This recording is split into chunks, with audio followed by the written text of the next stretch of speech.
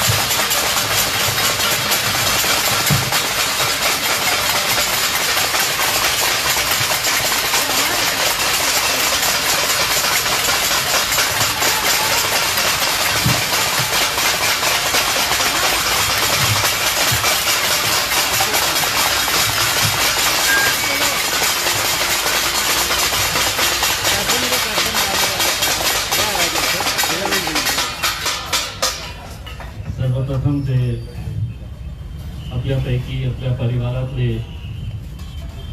जे 75 ठेवीदार त्यांचा जीव गेलेला आहे, त्यांच्या परिवाराला मी श्रद्धांजली अर्पित करतो आणि त्यांच्या परिवाराला मी स्वतः माफी मागतो. कारण 3 वर्षापूर्वी जेव्हा आपण हे आदर्श घोटाळ्या संदर्भात एक आंदोलन उभा केलं होतं, तर माझी ही अपेक्षा अशीच होती की आपण काही महिन्यातच हे प्रकरण मार्गी काढू. आज 3 वर्ष झालेला आहे. हे प्रकरण 2023 मध्ये बाहेर आला.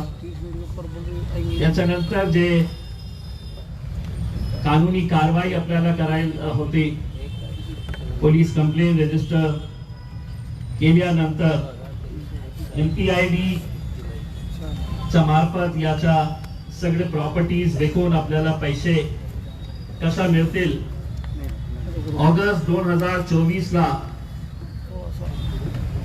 वारंवार जिल्हाधिकारी कार्यालय, DDR आणि नंतर मंत्रालय आणि डायरेक्टर जनरल ऑफ पोलीस त्यांच्या ऑफिस मध्ये वारंवार चक्र मारल्यानंतर ऑगस्ट 2024 ला नंतर तो आदेश देणार आणि त्याच वेळी आम्हाला सांगण्यात येतं की जजचं ट्रान्सफर झालेला आहे, आता नवीन जज येणार आहे. मग पुन्हा त्या नवीन जजच्या समोर सगळं प्रकरण मांडायचं. या 2 वर्षामध्ये खूप सारे जे छोटे ठेवीदार होते, 50,000 रुपयापर्यंत ज्यांची ठेवी होती आदर्श मध्ये, त्यांचे पैसे देण्यात आलेले आहे. पण 50,000 पेक्षा जास्त रुपये ज्यांचे अडकलेले आहे या आदर्श बँक मध्ये, ते पैसे कधी मिळणार? ते पैसे जेव्हा ऑक्शन होईल, लिलाव होईल, त्याच्यानंतर जे पैसा त्याच्यातून गोळा होईल, त्या पैशातून आपल्याला पैसे मिळणार आहे. दुसरा स्रोत काय आहे? की जे कोट्यवधी रुपयांचं कर्ज या मानकापे आदर्श पतसंस्थेने लोकांना वाटलेला आहे आणि ते पैसे परतफेड करत नाही आहे, त्यांच्यावर ही कारवाई झाली पाहिजे. कारण जे पतसंस्थेचा पैसा जे आहे,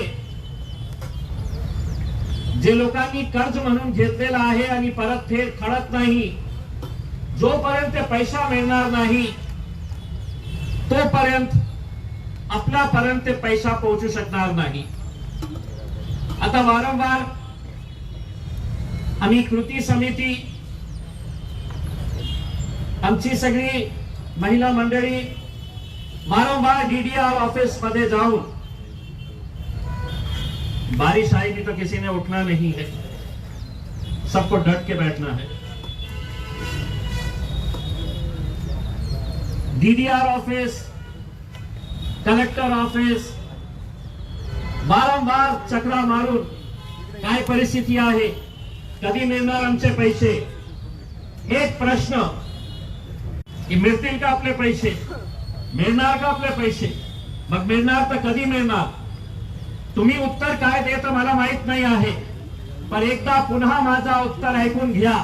एक एक रुपया तुमच्या पर्यंत तुम्ही जोपर्यंत पोहोचणार नाही तोपर्यंत आम्ही तुम्हाला सोडणार नाही. हे लढा आम्ही तसा सुरू ठेवणार आहे. याच्यापेक्षा काय दुर्दैव असू शकतो, याच्यापेक्षा लाख रुपये ते आदर्श मध्ये ठेवले होते. या एका माणसाला बघायला येत नाही, डोळ्याने ते अंध, 2 लाख रुपये 3 लाख रुपये त्याचे कशा जीवन जगत असेल. काय प्रशासनाला, पोलिसांना, अधिकाऱ्यांना, मंत्र्यांना, मुख्यमंत्र्यांना काही माहित नाही आहे. 75 लोक जेव्हा 1.5 वर्षापूर्वी आपण इकट्ठा झालो होतो तर त्यावेळीचा आकडा होता 24 लोक मेले होते. आज 75 लोकांची हत्या झालेली आहे. हत्या आहे हे. आज आपण कलेक्टर साहेबांना जेव्हा काल आणि परवा आम्ही त्यांना निवेदन दिलं, ग्रामीण पोलीस जेव्हा वसुली करण्यासाठी पोलिसांची मदत लागतं तर ग्रामीण पोलिसांची तक्रार हे आहे की आम्ही तुम्हाला पोलीस संरक्षण देऊ शकत नाही.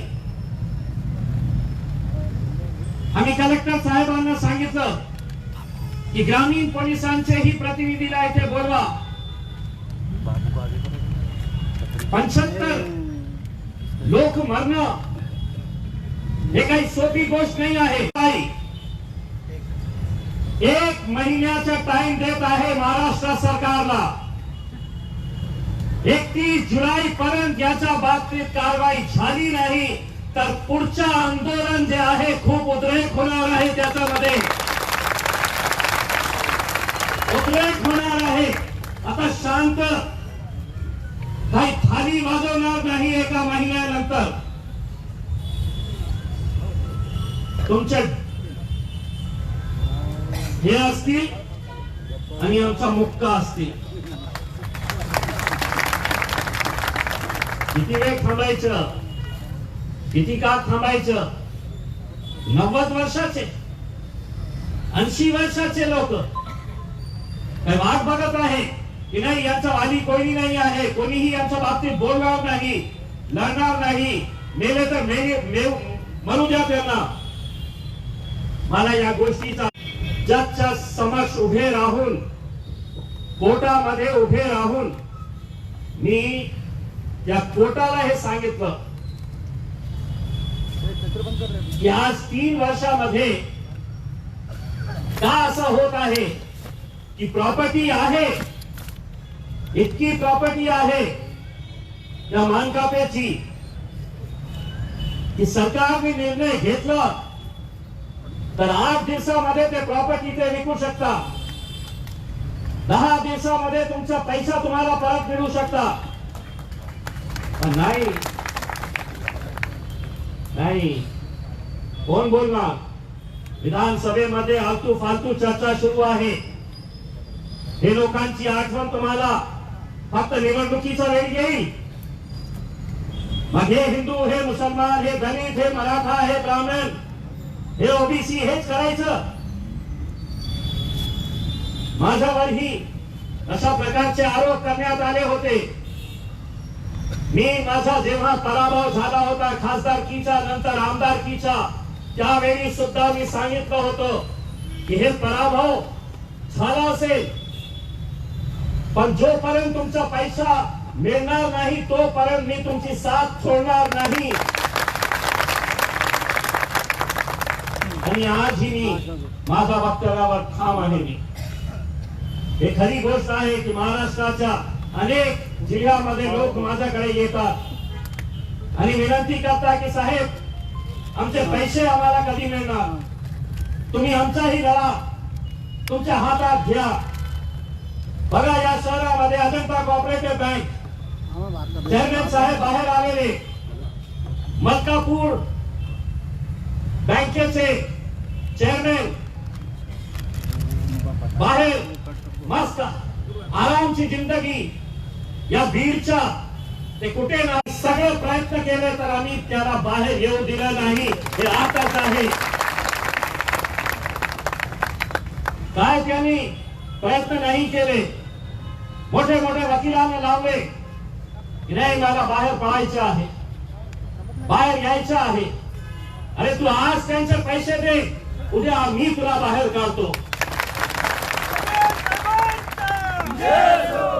आता काही आकडे जे माझ्याकडे प्राप्त झालेले आहे फक्त तुमच्या जानकारीसाठी हे सांगू इच्छितो की एक 25,000 रुपयापर्यंत जितके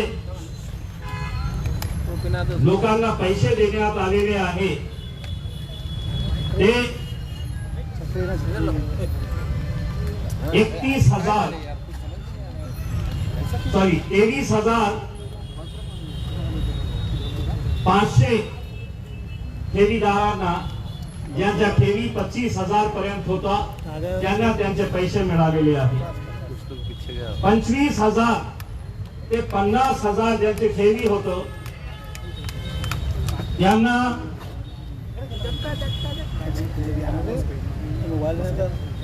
665 लोकांना त्यांचे पैसे मिळालेले आहे। 40,000 काही होते, 25,000, 40,000, 50,000। आता जे उरलेले आहे ज्यांच्या ठेवी 1 लाख ते 3 लाख पर्यंत आहे, 3 लाख ते 5 लाख पर्यंत ज्यांचे पैसे आहे यांची संख्या आहे 1,287 1287। 5 लाख पर्यंत ज्यांचे पैसे अडकलेले आहेत आणि 24 ठेवीदार आहे 1 कोटी पर्यंत आणि 1 कोटीच्या पुढे ज्यांचे पैसे आहे त्याचा आकडा आहे 35 लोकांचे 1 कोटी रुपयाचे वरचे पैसे आहेत। मला असं वाटतं की सगळ्यात जास्त जे ठेवीदार आहे ते 1 लाख ते 3 लाख पर्यंतचे जे ठेवीदार आहे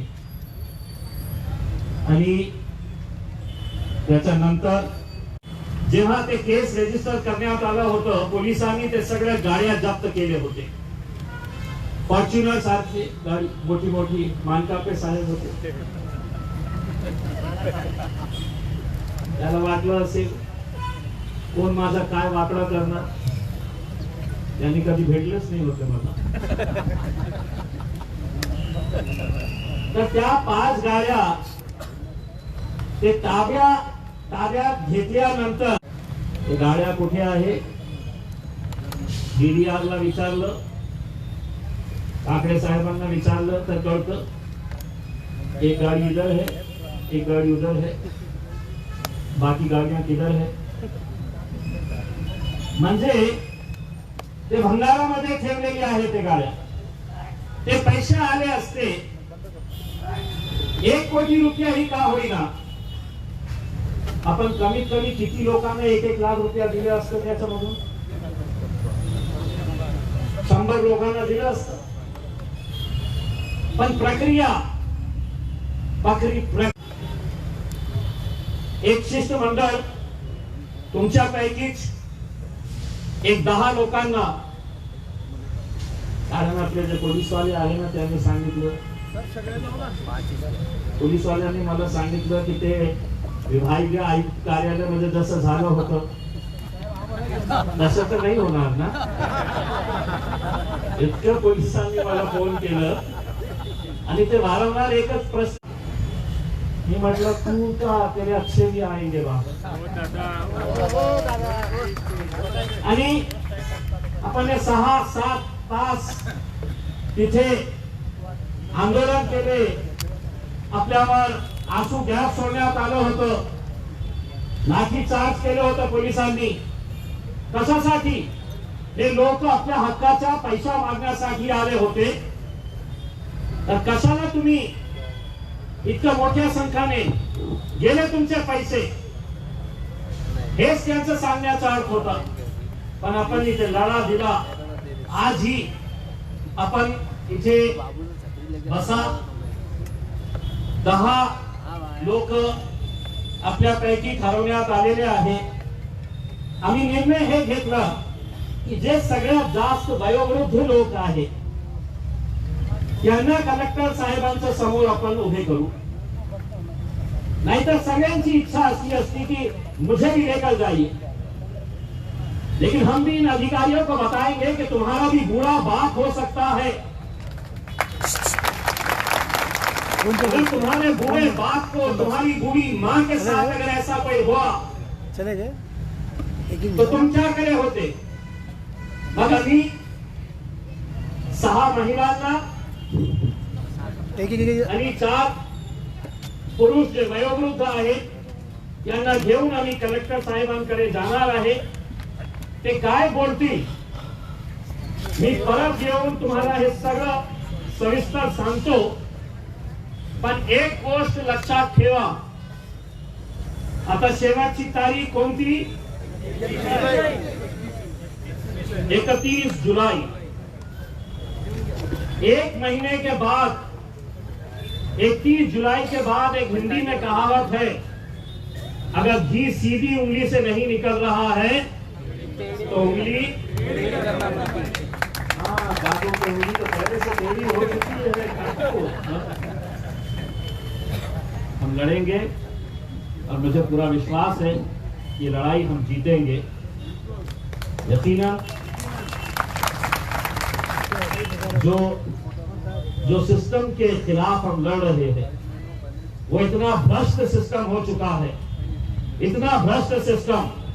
आता आमची एक बहीणनी सांगितले की इतके सारे आमदार, इतने सारे खासदार, इतके सारे मंत्री आहे, तुम्हाला तुमचे पैसे पाहिजे असेल त्या मंत्र्यांकडे जा आणि त्यांना सांगा की तुम्ही माझे पैसे काढून द्या, मी तुम्हाला काही कमिशन देतो. ते कुर्सीवरून उभे राहणार तुम्हाला सांगितलं, मी तुम्हाला काही देतो, तुम्ही माझे पैसे काढून द्या. नाहीतर कोणीही तुमच्या बाबतीत विधानसभेमध्ये बोलायला तयार नाही आहे. मला वाटतं अंबादास दानवे साहेबांनी बोलले होते की त्यांनाही विनंती करतो की त्यांनी आपली आवाज उठवा, कारण सत्तेमध्ये बसलेले लोक आपल्या सरकारच्या विरोधात बोलणार नाही बोलणार मला माहित नाही आहे. दुर्दैव याचं वाटतं, दुःख याचं वाटतं की विधानसभेमध्ये इम्तियाज जलील असला असतं तर देवा भाऊला खुर्चीवर बसू दिलं नसतं. मैं आप लोगों से सबसे अनुरोध कर रहा हूं कि हम लोग कुछ देर के लिए जाकर, हमने सभी तहसीलदारों को, मंडल अधिकारियों को, ग्रामीण पुलिस के पदाधिकारियों को, हमने सबको यहाँ पर बुलाया है. कलेक्टर साहब को पूरे आंकड़े, पूरी जानकारी देंगे और उनकी तरफ से क्या फैसला आता है, ये फैसले के साथ साथ उनको हमारा सबका फैसला भी सुना देते हैं। 31 तारीख के बाद अगर मुख्यमंत्री उप मुख्यमंत्री शहर के अंदर पैर रखेंगे तो हम भी देखेंगे फिर क्या होता है। तैयारी रहेगी? क्या जलील साहब, आप आगे बढ़ो, हमारे साथ है, आगे बढ़ो। मी आपल्या सर्वांना विनंती करतो की थोडा वेळ इथे बसून राहावा। मला माहित आहे की सगळ्यांच्या शेतीमध्ये पेरणी सुरू आहे। मला सांगण्यात आलं होतं की साहेब आता पाऊस पडत आहे, पेरणी आहे, एक बार ये लड़ाई लड़ने देगा, उसके बाद फिर अच्छी से पेरनी करिएगा, अच्छी फसल भी आएगी, अपना पैसा भी वापस आएगा। उसमें बहुत बहुत धन्यवाद। आप यहीं पर बैठे रहिए।